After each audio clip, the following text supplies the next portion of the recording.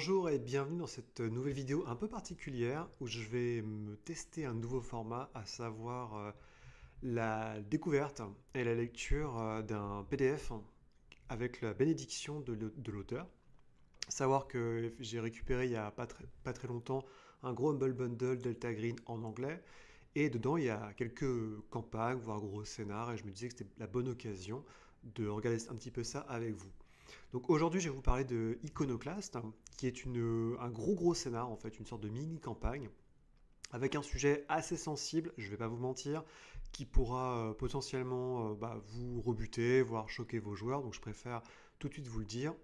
Donc il y aura peut-être un sujet particulièrement, ça parle de l'État islamique, et qu'à partir de là, si vous n'êtes pas, si vous vous sentez malaisant avec ce sujet, il n'y a aucun problème, je peux comprendre parfaitement que ce ne soit pas votre tasse de thé. Bien, maintenant que ça c'est dit, donc The Iconoclast, de quoi ça va nous parler? Alors The Iconoclast, en fait, c'est une sorte de micro-campagne, comme je disais, qui va se passer durant la chute juste avant que la chute de l'État islamique. C'est-à-dire que ça se passe en 2016, hein, et c'est au moment où peu à peu l'étau donc des forces alliées plus des Peshmerga commence à se rapprocher et signe peu ou prou la fin de l'État islamique. C'est un moment assez particulier et c'est une campagne qui a été motivée essentiellement par la dévastation causée par l'État islamique d'après la préface donnée par l'auteur. En l'occurrence, donc Adam Scott Glancy a eu cette espèce de vision, si on peut dire un rêve que je pense qu'on a tous eu, à savoir punir en fait des gens qu'on voit à la télévision ou à distance qui font des trucs affreux. En l'occurrence, notamment l'horreur humaine que représente l'État islamique, mais la simplicité, la destruction en fait qu'ils avaient à détruire des cités très anciennes en Irak et en Syrie. Et du coup, l'auteur se dit j'aimerais bien qu'un jour ils ouvrent qui casse une amphore et que ça libère une entité cthulhuesque qui les tue tous. Et comme il dit à la fin, il dit je pourrais jamais le faire, enfin je pourrais jamais le faire physiquement, mais donnez-moi une machine à écrire, pour paraphraser un auteur célèbre, et je pourrais vous infliger 1000 morts. Donc ça c'est un peu l'idée conductrice, c'est que donc vous jouez, alors c'est là où ça devient un peu tricky, c'est qu'il y a dans ce scénario, donc vous allez jouer des gens de Delta Green, à savoir le programme, donc la nouvelle mouture de Delta Green qui est plus ou moins incorporée dans le gouvernement américain. Et avant ça, il y a un prologue. Il y a un prologue qui se passe à Mossoul, donc qui est l'une des principales, je sais pas si je me rappelle plus, je vais pas dire de bêtises. Encore une fois, je suis pas un expert en géopolitique, donc je vais peut-être dire des bêtises. Donc s'il vous plaît, pardonnez-moi, soyez indulgents avec moi. Qui est l'une des principales villes donc de l'État sous contrôle de l'État islamique. Et c'est là où l'intro se déroule. Et dans l'intro, alors première chose qui est très choquante, hein, c'est que en fait, vous allez jouer des recrues de l'État islamique. Donc tout le prélude, c'est le fait que vous allez jouer des enrôlés qui viennent principalement d'Europe, hein, qui sont considérés un peu comme la lie de l'État islamique, donc sous le contrôle d'un vétéran. Et on vous donne une mission qui est assez simple, c'est d'aller rentrer dans la maison de quelqu'un qu'on considère comme un infidèle, qui possède des objets, par les différents témoignages, il possède des objets ou des savoirs qui sont interdits, donc il a d'autres livres que le Coran, littéralement. Et donc, vous avez pour mission de filmer votre enquête, entre parenthèses, dans la maison de ce vieux monsieur et de casser tous les objets qui sont contraires aux lois de l'État islamique. Le livre commence, et assez avant cette introduction, par des petits éléments que j'ai lus, qui sont vraiment très bien, de synthèse. Alors évidemment, c'est quelques pages hein, dans un bouquin jeu de rôle, mais qui vous explique un peu le pourquoi du comment, donc la création de l'État islamique, les différentes religions dans la région, parce que c'est vrai que si on ne sait pas la différence entre un sunnite et un chiite, on va avoir du mal, à savoir que, vous le savez, il y a une très grande partie de la population, de la péninsule, comment dire, du Moyen-Orient qui est plutôt sur une version de la religion musulmane et qu'il y a des minorités autour, notamment la terreur, en fait, le cauchemar de l'après-colonialisme, ça a été en fait que les Occidentaux ont mis au pouvoir, notamment en Syrie et en Irak, des minorités par rapport à la majorité, ce qui a permis en fait forcément à ces minorités de se mettre un peu à dos ces populations, mais aussi de vouloir impérativement garder le contrôle, parce que sinon ils auraient été très mal. Donc on passe notamment à l'Assad et de Saddam Hussein. Donc on vous explique un petit peu comment, voilà, une sorte de crash course en géopolitique, qui est la bienvenue, hein, faut pas non plus cracher dans la soupe, avec des éléments donc, sur les répartitions démographiques, les répartitions aussi voilà, des différentes religions dans la région, et avec bah, voilà, forcément des espèces de tâches sur bah, que croit Isis, et comme il dit, et je crois que c'est assez sincère par rapport à ça, c'est que effectivement, par l'application d'une charia extrêmement violente, qui est proche en fait du wahhabitisme, qui est prôné par l'Arabie Saoudite, mais de manière encore pire, puisque là en fait c'est une version encore plus apocalyptique d'un islam où en gros bah, voilà, l'État islamique c'est le royaume des derniers temps, et donc que tous les autres peuvent être, enfin, que tout le monde doit se soumettre ou être détruit. Et l'idée, c'est qu'en fait, c'est un État policier qui a été fondé en partie par par certains comment dire, de l'administration irakienne qui a été de Saddam Hussein qui a été mis en déroute, avec les forces vives en fait qui ont lutté contre les forces vives en fait qui ont lutté lorsqu'il y a eu le printemps arabe et ses suites en Syrie où il y a une résistance qui s'est organisée contre Al-Assad. Et donc, mais clairement, on vous dit que si vous grattez l'aspect religieux, tout ce que vous avez, c'est une sorte de police state, en fait, d'État complètement policier, où rien n'est admis. Et vous avez, comme moi, vu beaucoup de photos et de vidéos sur lesquelles je ne vais pas m'étancher, qui prouvent en fait le caractère absolument monstrueux de l'État islamique. Donc, pour arriver dans le cœur du sujet, c'est qu'en fait, quand cette espèce de troupe va arriver au niveau de la petite maison de ce monsieur qui est sur la couverture, donc le Tariq Mohamed Rassam, ils vont tout casser, ils vont essayer de torturer, en tout cas c'est les joueurs qui sont censés faire ça. Bien évidemment, vous avez le droit aussi d'avoir un peu de décence et juste dire bah, vous êtes là pour tout casser. Après, jouer un membre de l'État islamique, c'est quand même assez hardcore, même si vous allez voir, ça finit pas très bien pour eux. Donc les PJ arrivent dans la maison, commencent à interroger le vieil homme pour savoir où est-ce qu'il a trouvé, enfin, est-ce qu'il cache des objets impies, où est-ce qu'ils sont, et en fait, il a une piscine qu'il a remplie avec du sable, parce qu'il prétexte que sa femme est morte, en fait, s'est noyée, alors qu'elle est morte d'une crise cardiaque, tranquillement dans son lit. Donc les PJ guest stars finissent par excaver tout le sable et découvrent que sous la piscine, il y a effectivement une sorte de, de cache au trésor, en fait, entre parenthèses, dans laquelle il y a plein d'objets et d'artefacts qui ne rentrent pas en fait en symbiose avec leurs croyances, aussi terribles et dévastatrices qu'elles soient. Et donc ce qui se passe, c'est ils vont casser toutes les urnes, et parmi ces urnes, ils vont sortir le Father of War, donc qui est indiqué là, qui est le père de la guerre, qui est en fait un avatar de Nyarlathotep qui avait été scellé il y a très très longtemps par un de ses prêtres qui voulait le contrôler. Et la Father of War, donc dans son incarnation, c'est en fait alors ce qui se passe, c'est qu'il casse l'amphore, et de l'amphore sort une sorte de millier de petites pierres d'obsidienne tranchantes qui commencent à écorcher vif les gens, et donc les mecs, la caméra en fait se termine en hurlant sur la vidéo en fait, qui est prise en direct, se termine sur la mort abjecte. Potentiellement, certains survivent, ça dépend des joueurs, s'ils arrivent à trouver les clés du camion notamment. Et la vidéo se termine de cette manière. Donc je vais continuer après, mais là vous avez donc potentiellement ce qui se passe une fois que le père de la guerre a été déchaîné, et comment peu à peu ça va s'organiser. Donc ça je vais y revenir très brièvement. La timeline est très très bien faite, donc c'est vraiment encore une fois une timeline si jamais les PJ n'interviennent pas, les vrais PJ, puisqu'on va arriver très vite sur le cas Delta Green. Vous m'excuserez parce que j'ai une souris molette, donc c'est un peu compliqué pour moi d'aller plus vite que la musique. Mais comme vous voyez, il y a beaucoup d'éléments qui vous sont donnés, sachant que la timeline qui vous est offerte sur l'avancée en fait, du père de la guerre avance au fur et à mesure, en fait, est assez généreuse.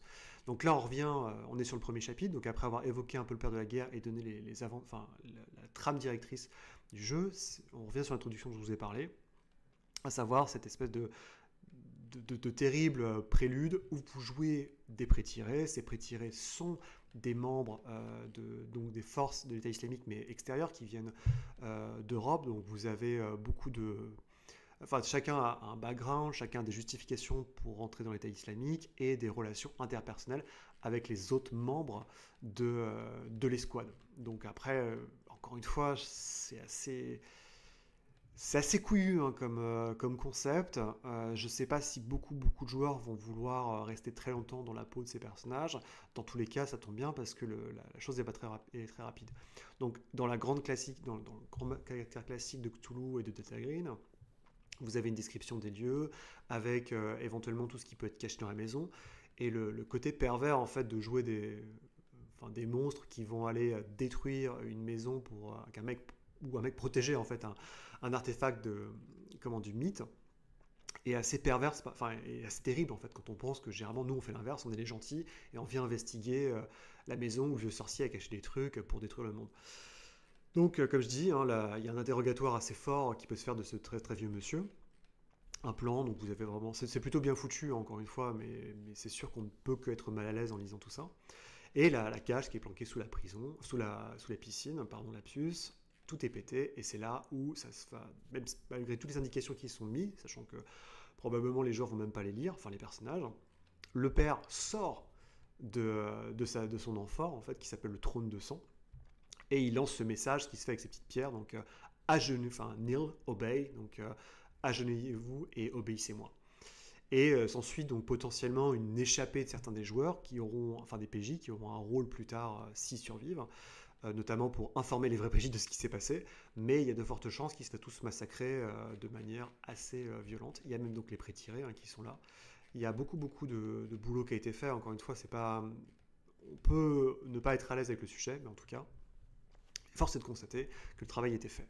Et donc, par contre, transition que je trouve absolument géniale, je vous ai dit qu'il y avait une vidéo qui était filmée sur laquelle potentiellement on voit les PJ se faire trucider en direct par le père de la guerre.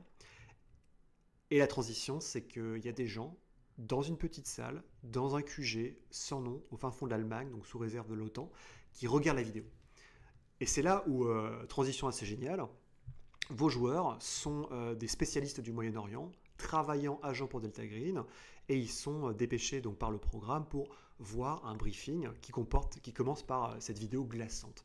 Et donc on lance l'opération Bone Box, donc boîte d'os, où vous avez donc potentiellement des prix tirés, mais vous pouvez écrire vos persos. C'est des persos qui sont recommandés en fait pour cette opération. Et le général en fait qui fait partie de Delta Green leur dit leur lance tout un briefing avec les éléments succincts de l'introduction, à savoir qu'il y a des mecs de l'État islamique qui sont allés trouver une maison.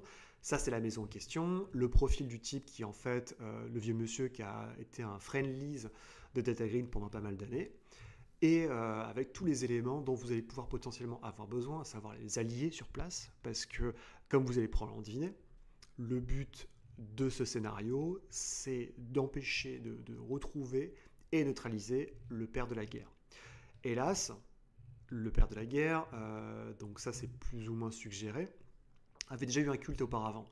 Et il a la capacité d'introduire un de ces petits morceaux d'obsidienne dans une personne pour le transformer plus ou moins en serviteur. Et si la personne a encore un chouïa de conscience et de volonté, ce qui se passe, c'est que si jamais la personne qui s'est vue implanter un fragment d'obsidienne dans la gorge venait à se rebeller ou trahir le père de la guerre, alors il peut se faire trucider par le petit morceau d'obsidienne qu'il a dans la gorge.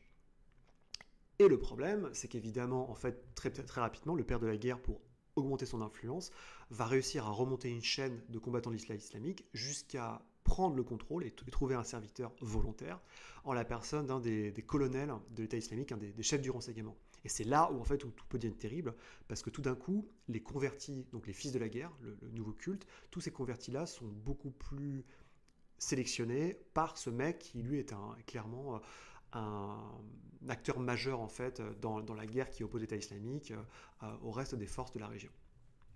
À la fin du briefing, arrive un type, un vieux monsieur qui est près de la retraite, 60 balais, un peu bourru, et il est accompagné il y a une fille qui arrive, qui dépose une mallette scellée, tac, elle ouvre la mallette, elle se barre, et en fait vous voyez que la mallette, il y a plein de semtex attachés au truc.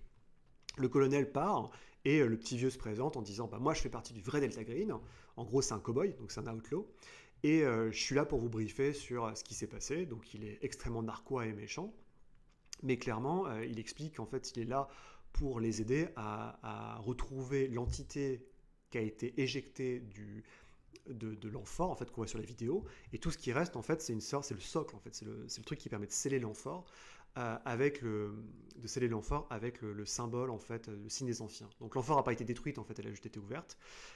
Et sur l'amphore, comme je dis, sur le socle, en fait, le bouchon, il y a le signe des anciens, qui peut aussi amener les joueurs à se poser quelques questions.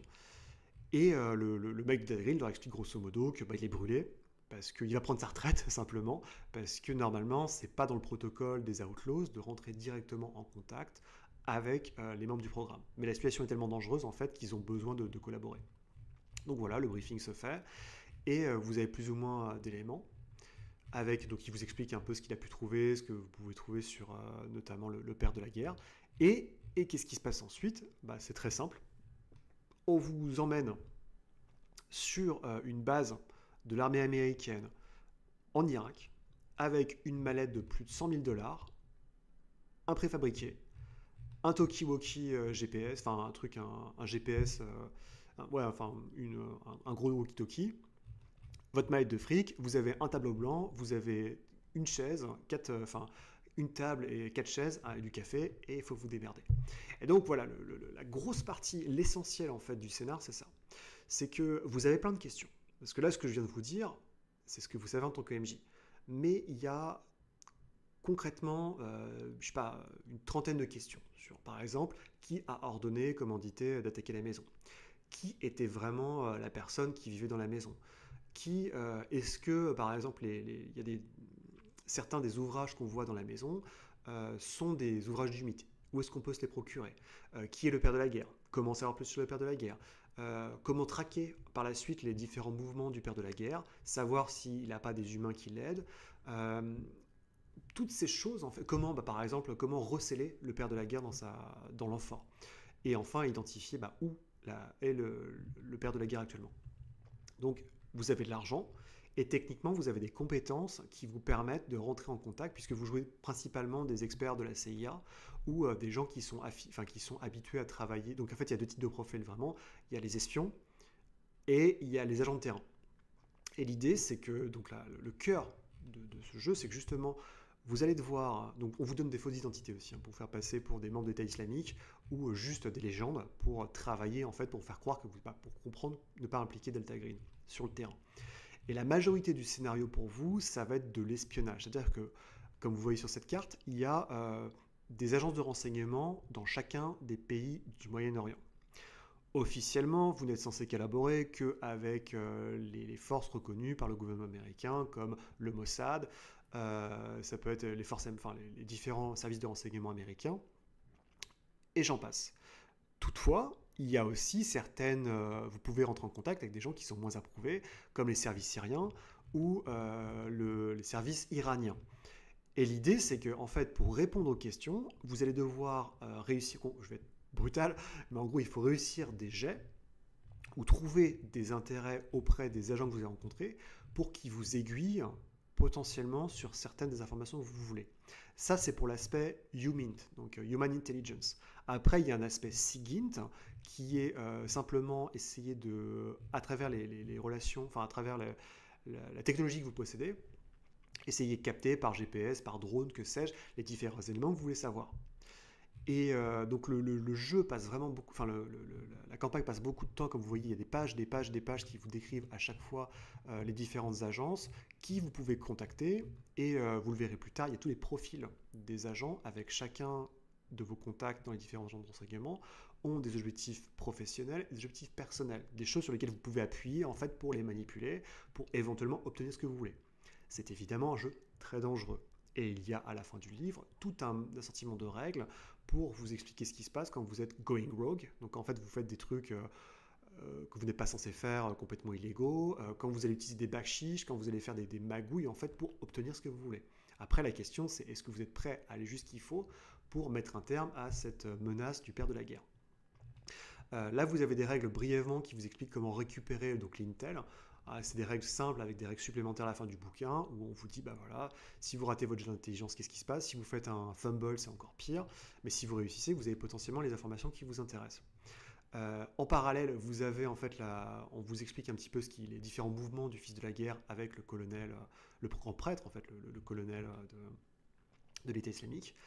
Il y a différentes choses que vous pouvez faire aussi, notamment vous entraîner pour Mossoul, parce que l'idée c'est que vous allez devoir aller par 2 fois à Mossoul, donc une fois au moins. Non, pardon, je dis des bêtises. Ouais, c'est ça. Vous allez devoir aller à Mossoul la première fois parce que c'est là où vous avez peut-être envie de retourner dans la maison qui a été prise d'assaut pour retrouver l'amphore, pour retrouver des informations supplémentaires, fouiller les secrets de Rassam, interroger sa serviteur, sa nièce, pour comprendre un peu tout ce qui se passe. Et ça, vous avez besoin d'entraînement physique parce que vous n'êtes pas forcément des commandos. Sachant que vous pouvez potentiellement utiliser des gens de l'extérieur pour filer un coup de main. On vous donne des pistes en fait aussi pour essayer de dire par où commencer parce que ça fait beaucoup de choses au début et peut-être que vous n'aurez pas face à la masse d'informations, vous avez un peu peur de vous sentir débordé et vous dire qu'est-ce que je fais, comment ça se passe. Et là par exemple, donc encore une fois, c'est pas obligatoire, mais c'est vraiment pas mal. Il vous donne l'essentiel des questions que vous pouvez avoir sur le scénario par rapport à la menace que vous rencontrez. Donc à chaque fois, on vous dit comment vous pouvez résoudre potentiellement, répondre à ces questions par des sources humaines ou des sources techniques. Alors c'est pas toujours le cas, évidemment, mais il y a beaucoup de pistes sont évoquées. Et ce qui est sympa, c'est qu'il vous pose les questions, mais il vous donne aussi les réponses plus tard. Comme ça, si en tant qu'MJ vous êtes un peu paumé, vous avez donc voilà les questions sur le raid originel, qui a commandé le raid, quel est son nom, quelle est sa position exacte, est-ce qu'il y a eu des survivants, est-ce que l'amphore est toujours là-bas, et ainsi de suite. Et vous pouvez suivre la piste du père de la guerre. Il y a la possibilité notamment de suivre en fait la lignée de cadavres qui a été faite parce que le père de la guerre, une fois libéré, est allé à droite à gauche et sauté. En fait, il est sauté de serviteur en serviteur et quand il n'avait plus besoin de quelqu'un, il l'éventrait ou le mec devenait fou. Enfin voilà, vous connaissez, c'était Delta Green. Donc trouver des survivants aussi est un jeu assez important à ce stade de l'histoire. Vous pouvez aussi forcément rechercher, donc ça c'est les différentes pistes, je parle au-delà des réponses, donc vous pouvez vous entraîner pour Mossoul, vous pouvez faire des recherches sur l'Elder Sign, parce que l'Elder Sign est l'un des principaux moyens en fait de contrer le père de la guerre, faire des recherches sur le père de la guerre évidemment. Étudier donc le Pnakotique, qui est l'un des ouvrages que vous savez, que le vieux roublard de Delta Green vous explique, je crois, comme étant l'un des endroits où vous pouvez trouver un moyen de contrer potentiellement le père de la guerre. Le Pnakotique, vous devez le trouver, il est en Grèce. Il faut que vous puissiez vous infiltrer là-bas pour le lire parce que c'est pas autorisé, tout en évitant les services de renseignement qui se posent des questions sur ce que vous faites là. Il y a un autre livre qui s'appelle Les vents inconnus à Haddad, qui lui est planqué en Angleterre. Et vous pouvez le trouver soit à Bagdad, mais après pour le faire, les experts il y a aussi un expert présent à Londres, expert qui faisait partie de P6. P6 c'est l'équivalent anglais britannique de Delta Green, donc ça veut dire que quand vous y allez, vous marchez potentiellement dans un panier de crabes, il faut être suffisamment subtil pour avoir accès aux informations que vous voulez, tout en ne vous faisant pas coincer par P6 qui va tirer la gueule quand les amis américains viennent pour avoir les informations qu'ils veulent. Donc là, c'est vraiment là, vous avez toute la suite de personnages que vous pouvez rencontrer. Ça va donc des alliés, c'est principalement les alliés et les agents de contact, donc comme je disais, qui ont tous des besoins personnels et des besoins professionnels. Donc à vous de faire jouer des backshifts ou d'appuyer là où ça fait mal, si vous souhaitez. Encore une fois, attention, ce sont des services de renseignement. Ils sont là pour vous donner le moins possible d'informations tout en vous tirant les verres du nez. Et encore une fois, vous travaillez pour Delta Green. Vous travaillez pas pour, vous travaillez pour une organisation qui n'est pas censée exister. La quatrième partie, donc ça c'est un peu le final, si je dis pas de bêtises, c'est en gros, maintenant, donc c'est bien à Mossoul aussi, vous devez retourner à Mossoul pour, pas cette fois, en fait, trouver la maison qui a été détruite, mais pour endiguer le père de la guerre. Donc là, ça veut dire, c'est potentiellement qu'est-ce qui se passe quand vous infiltrez Mossoul. Donc l'infiltration peut avoir plusieurs aspects, soit aller directement trouver la maison et l'amphore, ou alors aller contrer directement le père de la guerre pour comprendre ce qui se passe. Ça risque d'être assez tricky puisqu'il faut utiliser des fausses identités. On vous propose donc plusieurs pistes pour l'infiltration, soit vous êtes undercover, si vous parlez très bien arabe et que voilà, vous êtes un agent plutôt de terrain. Il y a différents... Qu'est-ce que vous pouvez amener sur vous, comment vous cachez, si vous êtes une femme, comment ça marche, parce que c'est très très compliqué forcément. Pour rentrer, on vous propose, vous pouvez même vous faire parachuter si vous souhaitez, ou arriver par voie terrestre. Il y a plein de possibilités, c'est très très bien renseigné. On vous dit aussi un petit peu comment ça se passe en fait au quotidien à Mossoul, puisque en fait le Mossoul est sur le pied de guerre à ce moment-là, puisque l'État islamique est en train de perdre sa guerre, quelque part. Il y a énormément voilà, de pistes qui sont évoquées là-dedans. Et quelques alliés, en fait, alors très très maigres alliés, notamment les gens qui font partie de l'université, ou les personnes qui refusent en fait de tenir le joug enfin, de l'État islamique tout au moins en sous-main. Il y a notamment tout un branchement sur les yézidis, sur les gens qui font partie, justement, les derniers professeurs qui existent, et il y a une safe house potentiellement pour vous planquer. L'idée, ça va être que vous essayez évidemment d'obtenir le maximum d'informations sur le père de la guerre, et la meilleure façon de faire ça, c'est de capturer un fils de la guerre, donc un des gars qui sert consciemment ou inconsciemment, enfin, de sa volonté ou non, le père de la guerre. Sauf qu'il ne faut pas oublier, c'est qu'ils ont une sorte de petit caillou dans le bide, et que ce petit caillou-là, il va falloir que vous l'extrayiez d'une façon ou d'une autre, parce que sinon votre prisonnier, il risque de se faire percer le bide par le morceau d'obsidienne qu'il a dans le ventre. Mais ça vous permet, après, si vous réussissez, d'avoir plein d'informations sur ce qui se passe. Il y a aussi il y a pas mal de gens, vous pouvez trouver des témoins, ou suivre en fait les pistes simplement de tout ce qui se passe. Et le final, potentiellement, se passe dans des ruines en fait aux alentours, où le père de la guerre qui déteste la lumière a été planqué dans un réseau de ruines sous l'égide des fils de la guerre. Sachant que le grand plan en fait, des fils de la guerre, c'est d'extraire, passer une certaine deadline, le père de la guerre de là où il est, et de l'amener en fait extérieur de la ville pour en fait l'envoyer et le déclencher un grand rituel qui permettrait de changer en fait, de créer encore plus de violence et de destruction dans toute la zone, en fait de l'État islamique, et potentiellement en fait retourner, enfin c'est ce qu'ils espèrent, le cours de la guerre. Et si vous laissez vraiment tout faire, ça va très très loin. Le père de la guerre est capable de faire exploser je crois qu'il fait exploser un avion de chasse, un hélicoptère, enfin ça peut être assez terrible. Donc vous avez intérêt à vous manier. On vous propose des différentes, comme dans un scénario classique de Cthulhu, là évidemment il y a l'opposition terrible des humains, alors il y a les fils de la guerre, mais ensuite il y a comment est-ce qu'on gère le fait qu'on a une entité qui est un Nyarlathotep, qui est coincée dans une caverne, pour s'en débarrasser. Alors évidemment, si vous pensez comme certaines personnes, vous allez dire bah, c'est facile, on fait un airstrike. Sauf que oui, effectivement, on peut faire un airstrike, mais déjà il faut pouvoir le réquisitionner, mais c'est pas sûr que ça marche, parce qu'en fait vous pétez tout, mais les derniers fils de la guerre vont revenir et retirer tous les trucs des décombres. Donc l'une des meilleures façons, évidemment, c'est de pouvoir faire un rituel que vous avez appris dans l'un des livres que vous avez déchiffrés pour empêcher le père de la guerre de sortir, sauf que pendant ce temps-là, le père de la guerre ne va pas se laisser faire, les fils de la guerre ne vont pas vous laisser faire, et vous allez avoir besoin à la fois d'un appui militaire et aussi d'un appui mystique, notamment avec un signe des anciens pour empêcher le père de la guerre de vous trucider. Il y a bien évidemment d'autres possibilités. Vous pouvez attendre que le père de la guerre soit effectivement escorté hors de la ville pour attaquer le convoi, et là vous pouvez potentiellement faire appel à d'autres forces alliées américaines pour dégommer le tout. Toutefois, encore une fois, le père de la guerre se nourrit de la guerre, donc il faut faire assez attention. On vous propose aussi d'utiliser des armes chimiques, tant qu'à faire, si vous êtes plus emmerdé par des questions d'éthique. Et après, bon, grand classique à Cthulhu, hein, vous ne pouvez pas vraiment l'attaquer. La meilleure façon de procéder, mais qui est beaucoup tricky, ça va être de le faire retourner à son amphore. Mais là, encore une fois, le succès n'est pas garanti. Et voilà, donc on termine ce dernier chapitre par un descriptif, enfin avant-dernier chapitre par un descriptif des forces en présence à Mossoul. Donc les principaux, notamment serviteurs de la guerre, et des personnages typiques que vous pouvez utiliser. Et enfin, le dernier chapitre qui est plus une annexe, Blacker Than Black, c'est des règles avancées sur en fait l'intel, comment récupérer l'information, comment on fait du spycraft en fait. Donc c'est l'art de l'espionnage avec les requêtes, comment vous pouvez manipuler quelqu'un, les difficultés, utiliser de l'argent pour corrompre des gens, et à quel point le jet va être difficile selon ce que vous demandez. C'est-à-dire que par exemple, il part du principe que le Mossad ne va pas vous filer d'informations à moins que vous soyez capable concrètement d'établir que ça serait une menace pour la sécurité intérieure d'Israël. Bon, la Turquie, j'en parle pas. Mais il y a pas mal de choses. Vous pouvez aussi collaborer entre vous pour maximiser vos chances. Mais encore une fois, je pense qu'il y a vraiment une nécessité d'introduire une sorte de chronomètre, des clocks, comme dans... les clocks, l'espèce de nouveau truc, là, comme dans, c'est Bands of Blades, je crois, pour essayer de mettre toujours la pression sur les joueurs et leur dire que au fur et à mesure, la première chronologie que vous avez vue, elle est toujours d'actualité, et petit à petit, le père de la guerre, il refait son réseau, les fils de la guerre deviennent de plus en plus forts, et il y a un moment, ils vont partir et faire un grand rituel qui risque de poser un sacré paquet de problèmes dans la région. Et going rogue, donc ce que je parlais, c'est-à-dire faire les choses en sous-main, et potentiellement faire des choses darker than black et très très très glauque.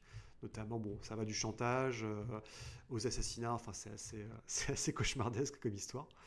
Et que les alternatives quand vous n'avez plus de sous pour faire tout ça. Et l'appendice, c'est essentiellement voilà, le descriptif du père de la guerre, un grand classique, enfin, à la grande manière de Cthulhu, où on vous explique vraiment les tenants aboutissants, ce qu'il peut faire, éventuellement si vous arrivez à le couler, pas mal de choses, et comment en fait le dégommer, tout est décrit. Avec les nouveaux rituels dont je parlais, essentiellement liés au père de la guerre, et comment le stopper, avec les artefacts qui vont bien. Et je pense qu'on n'est pas très loin de la fin. Donc là, c'est de la belle annexe avec du grimoire, des parchemins et enfin, on finit sur voilà, un glossaire, une table de noms. Et je pense que c'est à peu près tout, avec encore des annexes, la charte d'Isis pour savoir comment l'État islamique est mis en place, et l'architecture aussi du père de la guerre. Et on finit par les pré-tirés dont je parlais, à savoir que bah voilà, vous n'avez pas forcément, c'est pas en faisant 6 commandos tactical que vous allez y arriver. Donc on vous propose des pré-tirés qui s'inscrivent un petit peu dans ce dont vous avez besoin. Donc des traducteurs, l'expert en anthropologie, les deux vétérans, enfin des forces spéciales, des agents proprement parlé de la CIA. Tout ce qu'il faut en fait pour s'en tirer en tout cas dans cette campagne et assurer tous les côtés. Et voilà, c'est un peu tout pour The Iconoclast. Donc j'espère que ça vous a plu. C'est un format un peu particulier que je vais essayer de mutualiser, d'en refaire d'autres parce que ça m'intéresse bien en fait. Il y a quand même beaucoup de choses que je peux pas me payer en physique ou j'ai pas trop envie de voir dans les bibliothèques. Et j'ai eu l'aval donc des gens de Dark Dream Publishing, donc les gens de Delta Green, pour utiliser les PDF et les montrer en fait pour ces vidéos et faire ces reviews. Donc en tout cas, j'espère que ça vous a plu. C'est effectivement un scénario qui est assez particulier parce que il a un sujet qui est extrêmement dur et puis ancré aussi dans une certaine ancré dans une actualité qui est moribonde et dure et vous n'avez peut-être pas forcément envie de jouer là-dedans quand vous jouez Delta Green. Toutefois, Delta Green a cette force d'être extrêmement contemporain dans son architecture de jeu. Je pense notamment à la façon dont le programme et les outlaws sont abordés. Je pense à justement l'idée que le jeu se passe à post-ère de la terreur, avec un monde qui est de moins en moins plutôt unilatéral. Et ça peut être bien amené, sans chichi, sans crasse en fait. Je pense que c'est vraiment un très bon scénario de Cthulhu. En fait, vous voyez de toute façon le système il est toujours classique. Hein. Il y a un monstre qui apparaît. Comment est-ce qu'on fait pour se débarrasser du monstre, sachant qu'on ne peut pas l'affronter physiquement. Et effectivement, c'est au cœur du truc, c'est exactement un scénario de Cthulhu.